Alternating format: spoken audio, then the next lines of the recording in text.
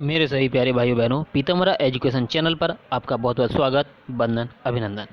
आज कार्बोहाइड्रेट के स्रोत एवं उसके प्रकारों के बारे में पहले विस्तार से चर्चा करेंगे।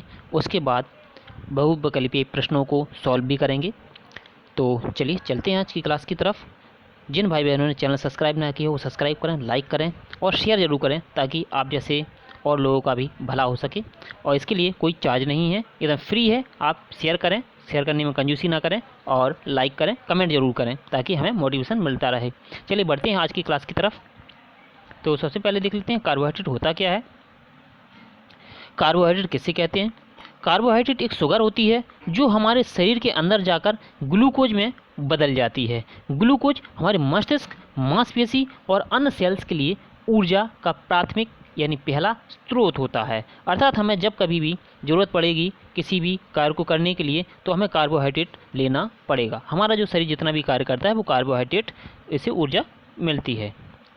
शरीर को कार्बोहाइड्रेट से ऊर्जा मिलती है। इसके बाद इसके स्रोत देख लेते हैं। चावल में बहुत ही कार्बोहाइड्रेट होता है और ये काफ़ी अच्छा ऊर्जा का साधन है। इसके अलावा ऊर्जा प्रदायक में कार्बोहाइड्रेट ऊर्जा के बहुत ही सस्ते स्रोत भी होते हैं। जैसे मैं आपको बताऊं, चपाती हुए, चावल हुए, आलू हुए और शुगर, शक्कर वगैरह, ऐसे सभी चीज़ों में आपको कार्बोहाइड्रेट आराम से मिल जाता है। इसलिए इन्हें सस्ते और सुलभ साधन के रूप में माना जाता है। कार्बोहाइड्रेट ऊर्जा के बहुत सस्ते साधन होते हैं, मैंने बता दिया। 1 ग्राम कार्बोहाइड्रेट में कितनी कैलोरी मिलती है? तो इसके लिए आप देख लीजिए 4 कैलोरी मिलती है। 1 ग्राम कार्बोहाइड्रेट अगर आप लेते हैं तो आपको 4 कैलोरी मिल जाती हैं। ग्लूकोज ऊर्जा का प्रमुख स्रोत भी है, मैंने बता दिया, प्राथमिक स्रोत है, पहले ही बता चुका हूँ मैं। इसलिए शरीर में कभी भी किसी प्रकार से यदि कार्बोहाइड्रेटों को ग्लूकोज में परिवर्तित, यानी ये क्या होता है, ग्लूकोज हमारे शरीर, जो कार्बोहाइड्रेट हमारे शरीर में जाता है वो ग्लूकोज में बदलता है और ग्लूकोज बदलने के बाद हमें क्या मिलता है? ऊर्जा या एनर्जी मिलती है, जिससे हम तरोताज़ा अपने आप को महसूस करने लगते हैं।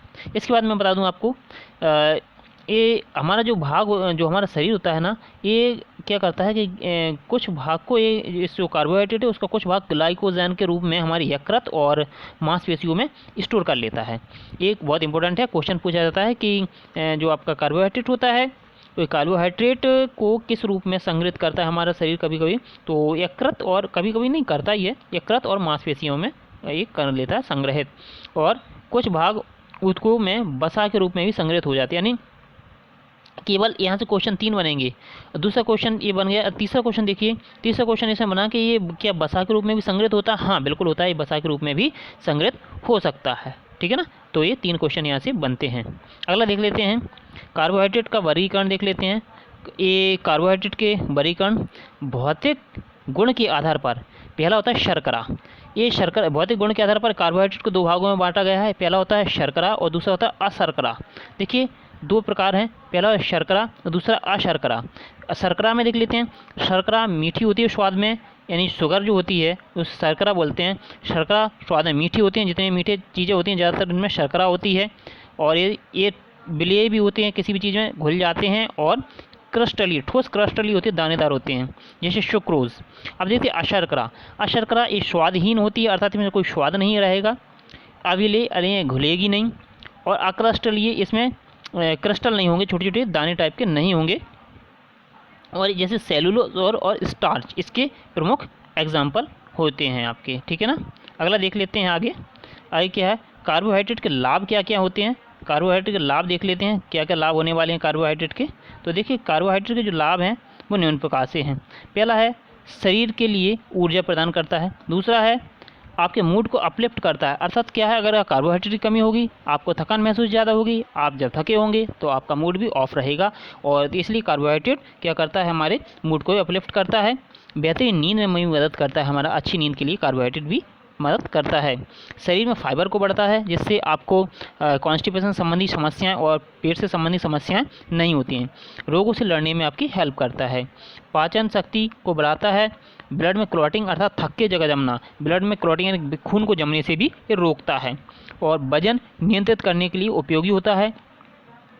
पाचन तंत्र को बेहतर बनाता है और एथलीटों के लिए सर्वश्रेष्ठ है, क्योंकि एथलीट जब भी एथलीट्स जो होते हैं, आप समझते हैं एथलीट किसे कहते हैं, खिलाड़ी जो होते हैं, अगर वो थक जाते हैं कुछ ऐसे इस टाइप में, तो क्या होता है कि उनको ये चीज़ दी जाती है जिससे क्या करें, वो फिर से एनर्जी को इंस्टेंट बूस्ट कर सकते हैं। इसके बाद ये तीव्र स्मृति अर्थात आपकी मेमोरी को रीशार्प करने के लिए बहुत उपयोगी होते हैं। ठीक है, अगला देख लेते हैं। अगला क्या है, अब मूड अपलिफ्ट की बात मैंने बताई थी, तो मूड अपलिफ्ट का मतलब वही होता है कि यहाँ पे मूड अपलिफ्ट का मतलब ये हो गया कि आपको कार्बोहाइड्रेट मूड अपलिफ्ट यानी भूख लगने पर आप केमिकली एक सेरोटोनिन नाम का एक रसायन स्रावित होता है, और यह रसायन न केवल आपको भोजन से पूर्ण संतुष्टि का महसूस करने में मदद करता है बल्कि मूड को भी बेहतर बनाता है। भूखे भजन न हो गोपाला आपने सुना होगा, अर्थात जो भूखा होगा आपको भूख की महसूस, जब भी भूख महसूस होती है आपका मूड ऑफ हो जाता है। तो ये क्या करता है, आप जैसे भोजन करते हो तो आपको संतुष्टि महसूस होती है, वो केवल इसी के कारण होती है क्योंकि आपके अंदर एनर्जी बन रही होती है, और एनर्जी जब आ जाती है तो व्यक्ति अपने आप को तरोताज़ा और फ्रेश महसूस करता है। तो इस प्रकार से ये मूड को अपलिफ्ट करने में भी हेल्प करता है। चलिए आगे देख लेते हैं। अगर कार्बोहाइड्रेट की कमी हो जाए तो क्या होगा, यदि आहार में कार्बोहाइड्रेट की कमी होती है तो ऊर्जा अगर कार्बोहाइड्रेट की कमी हो जाए तो क्या होगा, ऊर्जा की आपूर्ति नहीं हो पाएगी। जब हमारे शरीर में ऊर्जा की आपूर्ति नहीं हो जाएगी तो मैंने अभी बताया कि कमजोरी महसूस होगी, और कमजोरी महसूस होने से आपकी क्या होगी, कार्य क्षमता भी घट जाएगी, और कार्य क्षमता घटने से आप समझते हो क्या होगे, अब जो भी कार्य करोगे वो ढंग से नहीं कर पाओगे। आपके भार में भी यानी आपके शरीर के भार में भी कमी हो जाएगी, जो कि एक मानक भार होता है उससे कम हो जाएगी। बच्चों में वृद्धि में यानी उनकी वृद्धि जो विकास हो रहा है उसमें भी बाधा पड़ेगी। और इसकी कमी से ये मेन इंपॉर्टेंट क्वेश्चन ये भी बन रहा है कि इसकी कमी कार्बोहाइड्रेट कमी से क्या होगा, तो इससे केटोसिस रोग हो जाता है, ये समझ लीजिए आप। ठीक है ना, केटोसिस रोग हो जाता है, इसलिए कार्बोहाइड्रेट हमें बहुत इंपॉर्टेंट या ज़रूरी होता है। यदि इसकी ज़्यादा अधिकता हो जाए तो क्या होगा, यदि कार्बोहाइड्रेट ज़्यादा हो जाता है तो क्या होगा भाई, कार्बोहाइड्रेट ज़्यादा हो जाए, देखिए कम चीज़ भी अति सर्वत्र वर्जित, अति भी खराब है और कमी भी खराब है। तो अधिकता होने पर क्या हो जाता है, यदि ज़्यादा कार्बोज खाएंगे तो शरीर में वसा के रूप में संचित हो जाएगा, यानी फैट, इसे आप फैट बोलते हैं, फैट के रूप में ये आपके शरीर के अंदर इकट्ठा हो जाएगा, जिससे आपको मोटापा रोग हो सकता है, मधुमेह हो सकता है, ये भी रोग ही है जिसे आप डायबिटीज़ बोलते हैं, हृदय रोग हो सकते हैं आपको। ठीक है ना, इसलिए इसकी अधिकता भी अच्छी नहीं है। अब देखते हैं कौन से कार्बोहाइड्रेट या कौन से स्रोत कार्बोहाइड्रेट के अच्छे माने जाते हैं, कौन से कार्बोहाइड्रेट के स्रोत अच्छे नहीं माने जाते हैं।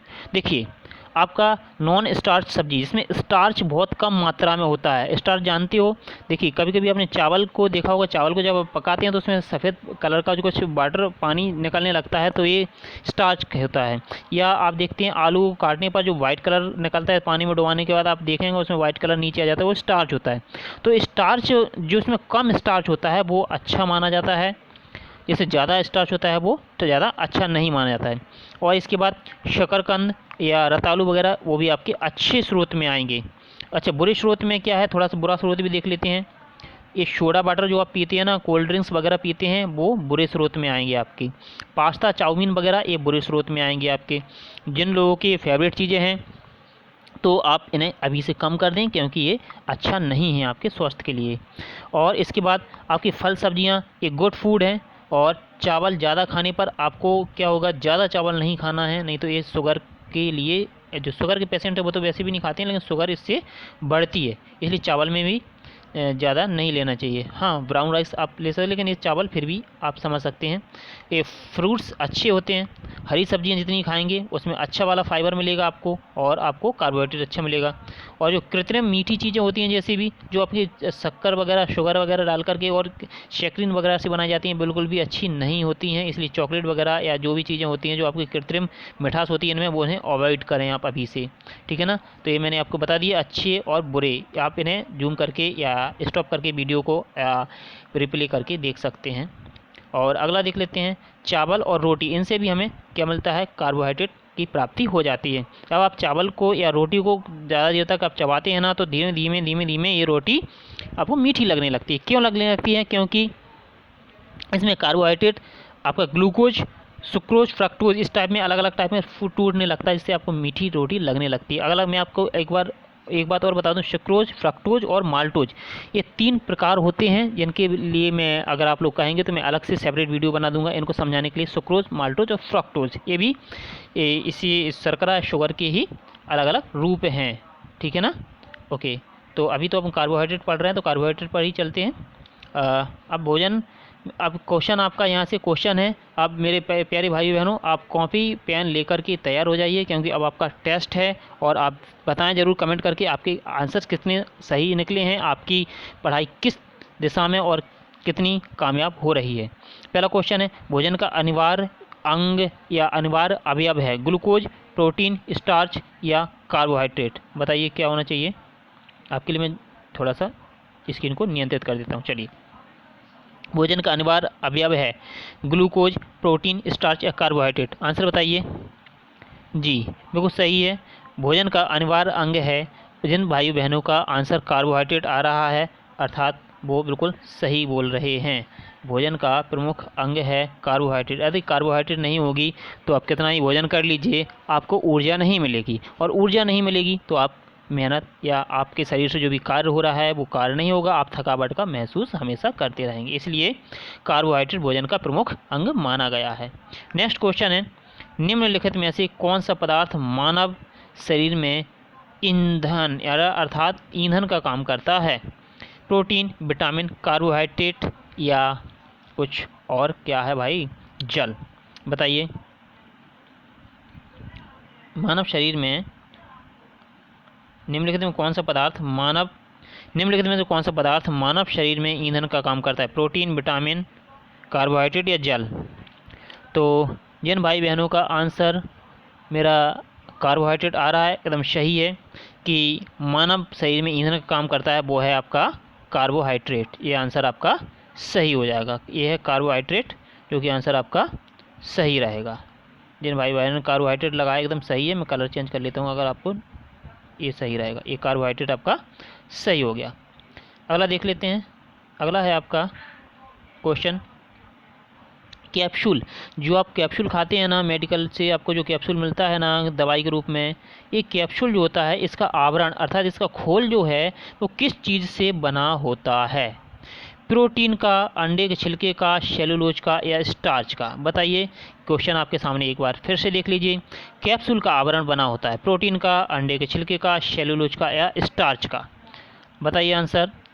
जी आंसर बताइए, मैं जूम आउट कर देता हूँ इसको। आंसर बताइए आप। ये आपको चारों ऑप्शन आप शायद शो हो रहे होंगे। जी एक मिनट, आप कोशिश कर रहा हूँ मैं विंडो फिट करने के लिए। चलिए अब बताइए फिर। कैप्सूल का आवरण बना होता है प्रोटीन का, अंडे के छिलके का, सेलुलोज का, स्टार्च का। तो जिन भाई बहनों को आंसर आ रहा है स्टार्च, एकदम सही है। जो आपका कैप्सूल होता है वो स्टार्च का बना होता है। ये आंसर एकदम आपका करेक्ट है, सही है। जैसे ही आप इसे पानी में डालते हैं या आप मुँह में रखते हैं वो घुलने लगता है। ठीक है, अगला देख लेते हैं। शहद का प्रमुख घटक है ग्लूकोज, सुक्रोज, माल्टोज या फ्रक्टोज। देखिए अब मैंने अभी बताया था, इनके लिए अगर आप कहेंगे तो मैं अलग से इनके लिए वीडियो बना दूंगा। ग्लूकोज, सुक्रोज, माल्टोज या फ्रक्टोज, शहद का प्रमुख घटक क्या है। तो आंसर बताइए, शहद का प्रमुख घटक क्या है।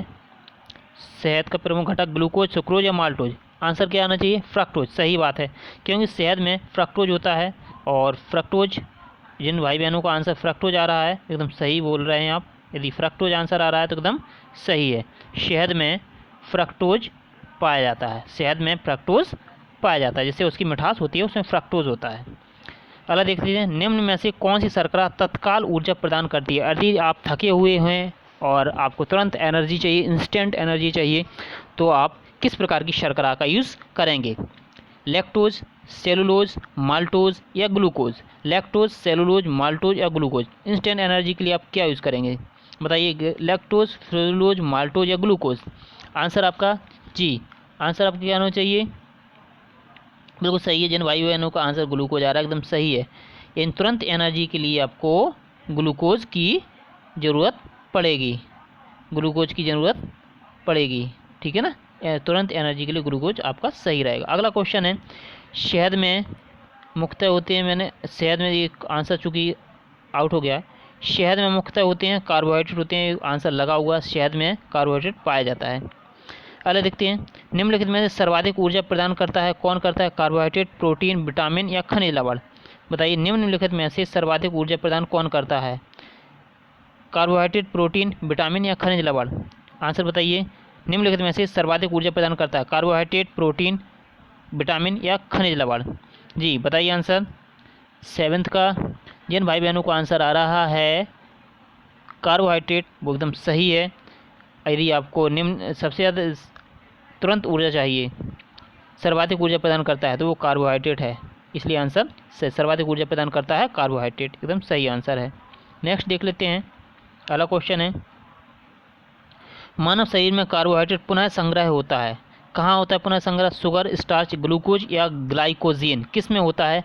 मैंने आपको अभी बताया भी था, शायद आपने पढ़ा होगा। तो बताइए, मानव शरीर में कार्बोहाइड्रेट पुनः संग्रह होता है, आंसर बताइए।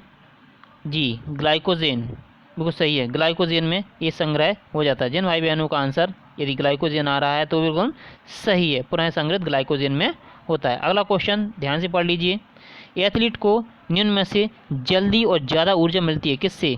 वसा, विटामिन, प्रोटीन या कार्बोहाइड्रेट? वसा, विटामिन या प्रोटीन या कार्बोहाइड्रेट? एथलीट को सबसे जल्दी ऊर्जा किससे मिलेगी?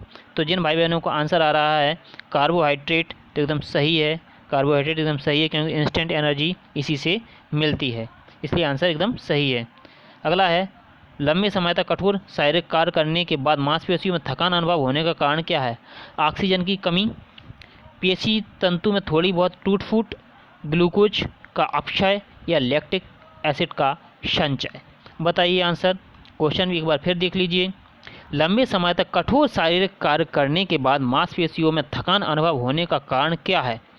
पहला ऑप्शन ऑक्सीजन की कमी, दूसरा ऑप्शन है पेशी तंतु में थोड़ी बहुत टूट फूट, तीसरा ऑप्शन है ग्लूकोज का अपक्षय, चौथा ऑप्शन है लैक्टिक एसिड का संचय।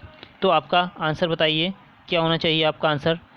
जी, जिन भाई बहनों का आंसर यदि ग्लूकोज का अपक्षय है तो ये बहुत ही सही है, एकदम सही है, क्योंकि ग्लूकोज हमें एनर्जी देता है। यदि वो लेवल उसका कम हो जाता है तो हम थकान महसूस करने लगते हैं, इसलिए ये एकदम सही है, आपका एकदम सही हो जाएगा। अगला है, रक्त ग्लूकोज स्तर सामान्यतः व्यक्त किया जाता है, रक्त में ग्लूकोज का स्तर किस रूप में व्यक्त किया जाता है? Hg में, mm में, दूसरा है mg में प्रति डेसीलीटर में, तीसरा है भाग प्रति मिलियन में, या चौथा है ग्राम प्रति लीटर में? बताइए आंसर क्या होता है। रक्त में ग्लूकोज का सामान्य स्तर व्यक्त किया जाता है, किस में किया जाता है? बताइए आंसर। जी, जिन भाइयों का आंसर आ रहा है सी, ये वो सही है, यानी इसका आ जाएगा, ये आ जाएगा सॉरी ये नहीं, सॉरी ये गलत हो गया, ये सी, यानी भाग प्रति मिलियन में, भाग प्रति मिलियन में, ये आंसर एकदम सही रहेगा। अगला है, प्रोटीन के लिए कितने अमीनो अम्ल की आवश्यकता पड़ती है? प्रोटीन बनाने के लिए कितने अमीनो अम्ल की आवश्यकता पड़ती है? तो आंसर जिन भाई बहनों का 10, पहला ऑप्शन है 10 to 15, 20 और 25। तो मैं आप आंसर बताइए, आपके क्वेश्चन एक बार देख लीजिए, प्रोटीन बनाने के लिए कितनी अमीनो अम्ल की ज़रूरत होती है? 10, 15, 20 या 25? तो जिन भाई बहनों का आंसर यदि आ रहा है 20, तो वो एकदम अपने आप का आंसर एकदम करेक्ट और सही समझें, और बहुत अच्छा आप लोग आंसर दे रहे हैं। अगला देख लेते हैं, शरीर में ऊतकों का निर्माण किससे होता है? शरीर में जो ऊतक होते हैं उसका निर्माण किससे होता है? तो बताइए, पहला है ऑप्शन प्रोटीन, दूसरा वसा, तीसरा कार्बोहाइड्रेट, चौथा है विटामिन। शरीर में प्रोटीन्स का निर्माण, शरीर में ऊतकों का निर्माण किससे होता है? प्रोटीन, वसा, कार्बोहाइड्रेट या विटामिन? ऊतक का निर्माण किससे होता है? ऊतक का निर्माण किससे होता है? बताइए, ये आपके ऑप्शन है, ऊतक का निर्माण किससे होता है? प्रोटीन, वसा, कार्बोहाइड्रेट या विटामिन? आंसर आपका क्या है? प्रोटीन, बिल्कुल सही है। जिन भाई बहनों का आंसर प्रोटीन आ रहा है एकदम सही है। शरीर में जितने भी ऊतक होते हैं, जो टूट फूट होती है, वो प्रोटीन, एकदम सही आंसर है। अगला देख लेते हैं, प्रोटीन को निम्नलिखित में से क्या माना जाता है? प्रोटीन को निम्नलिखित में से क्या माना जाता है? शरीर निर्माण करने वाला, ऊर्जा उत्पादक, विनियामक या स्थूलवर्धक? बताइए आंसर, बताइए आंसर। जी, बिल्कुल, क्वेश्चन एक बार देख लीजिए, प्रोटीन में निम्नलिखित में से क्या माना जाता है? प्रोटीन का शरीर का निर्माण करने वाला, ऊर्जा उत्पादक, विनियामक या फिर स्थूलवर्धक? बताइए आंसर। जी, शरीर निर्माण करने वाला, एकदम सही आंसर है। आपने देखा होगा, जितने भी जिम करने वाले या जितने भी अपने वजन को, वेट को बढ़ाने वाले, या जितने भी लोग अपने आप को फिट रखने के लिए किसका यूज करते हैं? प्रोटीन का यूज़ करते हैं। जैसे प्रोटीन, आंसर सही है। प्रोटीन से आपके शरीर का निर्माण भी होता है, आपकी कोशिकाओं के टूट फूट सही करता है, इसलिए ये आंसर सही हो जाएगा।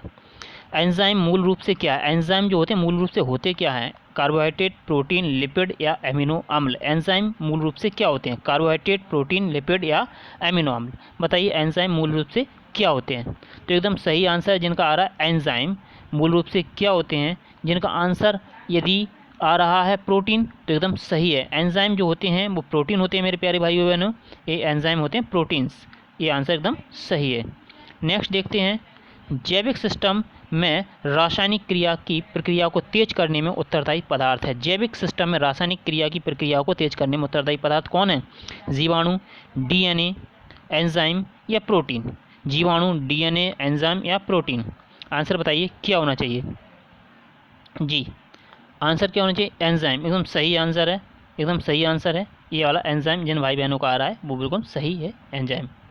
अगला देखते हैं, 20 क्वेश्चन है, 20 में से आप नोट डाउन करते रहिए आपके आंसर्स कितने सही हैं। क्वेश्चन को ध्यान से पढ़िए। अल्फा क्रिएटिन एक प्रोटीन है। अल्फा क्रिएटिन एक प्रोटीन है जो रक्त में उपस्थित है, त्वचा में उपस्थित है और उनमें उपस्थित है या अंडों में उपस्थित है? ऊन में, ऊन लिखा है, ऊन समझिए, ऊन में उपस्थित या अंडों में उपस्थित? बताइए। अल्फा क्रिएटिन एक प्रोटीन है जो रक्त में मिलता है, त्वचा में मिलता है, ऊन में मिलता है, अंडों में मिलता है? बताइए आप किस में मिलता है? बताइए आंसर बताइए। अल्फा केराटिन की बात हो रही है, अल्फा केराटिन। जी ये आंसर सही हो जाएगा त्वचा में। जिन भाई बहनों का आंसर त्वचा में आ रहा है तो आप एकदम सही है। अगला देखते हैं, सोयाबीन में प्रोटीन का प्रतिशत कितना होता है? आपके लिए क्वेश्चन छोड़ रहा हूँ, आप कमेंट बॉक्स में बताइए कि अपनी त्वचा का रंग किस से निर्धारित होता है? आपके अपनी जो त्वचा होती है वो जो जिसकी ब्लैक कलर होती है, किसी को एकदम एकदम फेयर होता है, तो कलर कैसे निश्चित होता है, किस के कारण होता है? आप ये कमेंट बॉक्स में जरूर बताइए। चलिए अगला क्वेश्चन है, सोयाबीन में प्रोटीन का निर्माण सोयाबीन में प्रोटीन का प्रतिशत होता है कितना? सोयाबीन में प्रोटीन का प्रतिशत होता है कितना? बताइए। जी बिल्कुल, जो आंसर आपको बताएगा, मैंने पूछा है, कुछ भाई मैंने पूछ रहे हैं, तो मैंने ये पूछा है कि आपके जो स्किन होती है उसका कलर किस से निर्धारित होता है? यदि जो इसका आंसर सही आएगा तो मैं उसको रिप्लाई करके आंसर बताऊंगा कि हाँ आपका आंसर सही है गलत है। कमेंट बॉक्स में ज़रूर आप कमेंट करें। सोयाबीन में प्रोटीन का प्रतिशत होता है, बताइए। 42%, 50%, 60% या 80%? बताइए आंसर बताइए। 18th का आंसर जी बिल्कुल सही है, 42% एकदम सही है। जो आप जो सोयाबीन लेते हैं उसमें 42% तक क्या होता है? प्रोटीन होता है। 42% तक प्रोटीन सोयाबीन में होता है। सोयाबीन, अच्छा एक क्वेश्चन और पूछता हूँ आपके लिए, सोयाबीन सबसे ज़्यादा इंडिया में किस राज्य में होता है? आपको ये भी कमेंट में ज़रूर बताना है। चलिए भाई बहनों अगला देख लेते हैं। आंसर मैं बताऊंगा आपके नेक्स्ट उसमें, और आपको कमेंट करके पर्सनली बता दूंगा मैं आपके, ठीक है ना। किस में प्रोटीन नहीं पाया जाता है? किस में प्रोटीन नहीं पाया जाता है? मांस, दूध, चावल या दाल? किस में प्रोटीन नहीं पाया जाता? मांस, दूध, चावल या दाल? आंसर आपका क्या है? बिल्कुल सही है, चावल में कोई भी प्रोटीन नहीं मिलेगा आपको, क्योंकि मांस में, दूध में और दाल में आपको प्रोटीन मिलेगा, लेकिन आपका चावल में प्रोटीन नहीं मिलेगा। इसलिए मेरे प्यारे भाई बहनों इसका आंसर सी होगा। अगला देख लेते हैं, निम्नलिखित में से किस में प्रोटीन का अधिक स्रोत पाया जाता है? निम्नलिखित में किस में प्रोटीन का अधिक स्रोत पाया जाता है? उड़द, चना, मटर या सोयाबीन?